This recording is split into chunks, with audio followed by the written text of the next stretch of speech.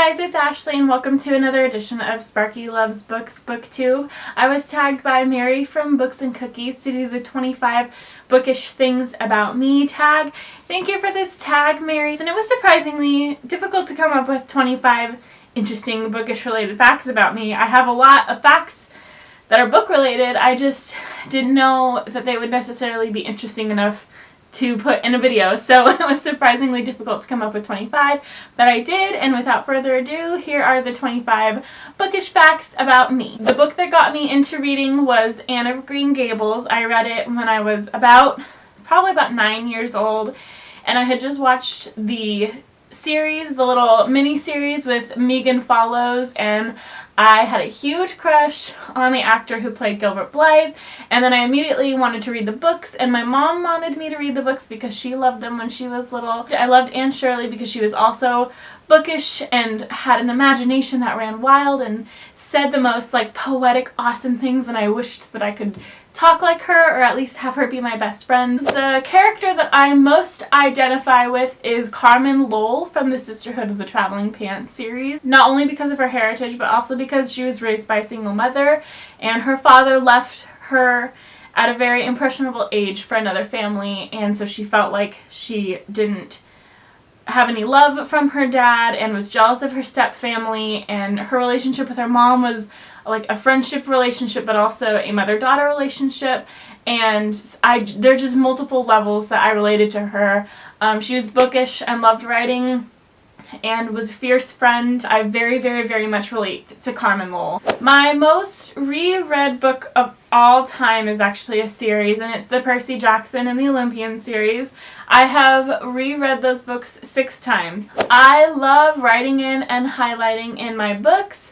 This comes from when I was in college. I studied English, literature, and Greek classical studies, so there was a lot of reading obviously involved in that, and so I would write in my books not only while I was reading them when I thought something was important, but also during lectures when the professors would talk about the text. I would underline it and then write whatever the professor was saying in there as a reference. So it probably stems from that, and I've just done it ever since to jot down my thoughts and important parts about the book. For me, it helps me to remember the things that I liked about it and what I felt while I was reading it. I can read in Ancient Greek. I can also read in Middle English. Middle English is the language used by Chaucer. Middle English, when read out loud, kind of sounds almost German, but you can hear English words in it that are just kind of slightly twisted. A lot of YEs on the ends of words, but it is something that needs to be learned. There are words that are not in our current language. And yeah, also Ancient Greek because I studied it in college. If I start reading a series, I have to finish it.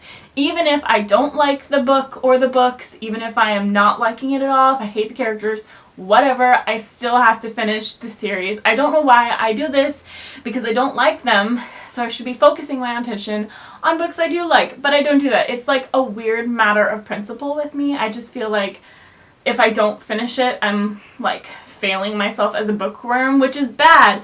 I need to spend my time enjoying what I read. That's the whole point. A book that made me laugh the hardest is the Charlie Davidson series by Dorinda Jones, which I think this is like the 5th video of mine that I've talked about this series. But you have to read it. It's so good. And like I've always said, Charlie Davidson is hilarious. She has amazing one-liners. They're quick, they're funny, they're relatable, and you'll wish that you were her and that you had those one-liners in your life also.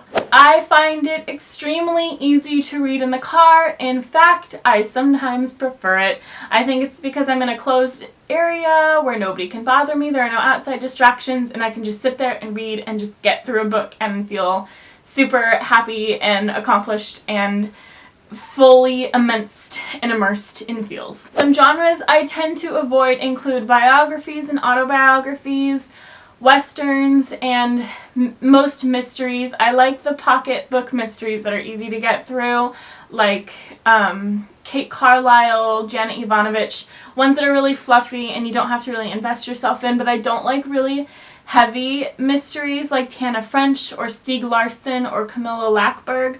I tend to avoid those. They're just too heavy for me. And I also like old mysteries like Rex Stout and Sherlock Holmes and Agatha Christie, those really classic old mysteries I also like because there's a little bit more to them without them being super heavy or heavy-handed. I've really been getting into new adult lately because the characters are closer to my age and therefore it's more relatable to me. So that is the genre that I've been picking up most often lately. One character I can't stand, she might not be my least favorite character of all time, but she stands out the most to me as a character I can't stand, is Anna Oliphant from Anna and the French Kiss, and I know I'm going to be receiving a lot of flack for this because so many people love that book and love her, but I just can't stand her because I feel like she is just kind of dumb. Like, she's supposed to be really into movies, but didn't even know that France was like the place for independent movies, and she just assumes that France is full of mimes,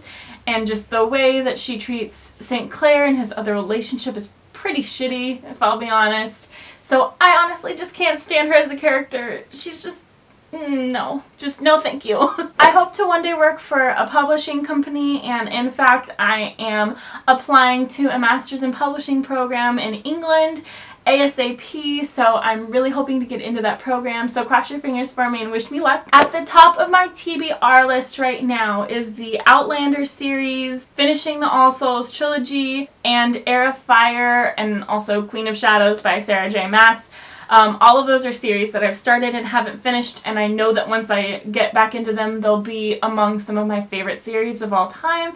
I just haven't quite been able to get back into them because they all are very, very big books, and I'm a little bit intimidated by all of them. I am kind of in denial and pretending like I've already read them all, even though I haven't. Do not bother me when I'm reading. Yeah, I get angry.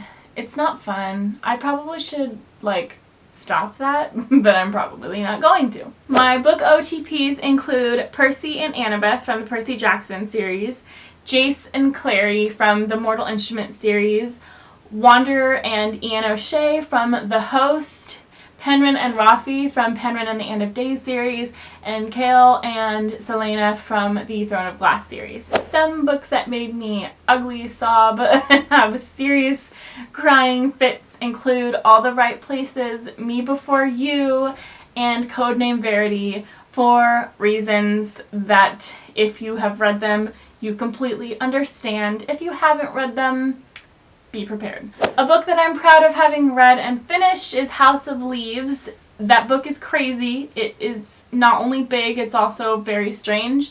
It is written in different formats, and the story itself is pretty crazy.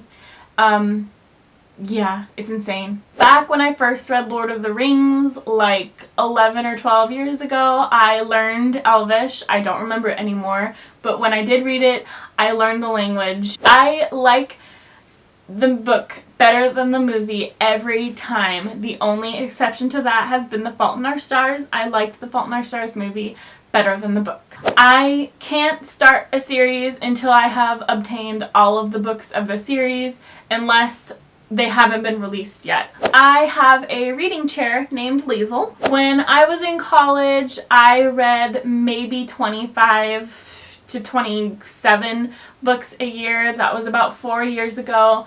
Last year I read 87, and I am really happy about that. I'm happy to have gotten that far. I have 4 bookish tattoos. I have one on my left ankle for To Kill a Mockingbird, one on my right ankle for Catcher in the Rye, one on my right shoulder for The Great Gatsby, and then this one on my wrist. My favorite classics include The Great Gatsby, To Kill a Mockingbird, Catcher in the Rye, The Canterbury Tales, and Much Ado About Nothing. The angriest I've ever gotten over a cliffhanger is Mark of Athena, which is the 3rd book in the Heroes of Olympus series by Rick Riordan. If you read it, you understand why. And that's it. Those are my 25 bookish facts about me. I am going to tag Annie from Travel the World with a Flask of Tea, Alex from Alex Book Pages, Rebecca from the Book Hangover, and anybody else who wants to do this. I would be really interested to see what your guys' book selves are like, so anybody please feel free to do this and just let me know when you make the video. If you like this video, please click like, and if you want to see more from me, please subscribe. Thanks and happy reading!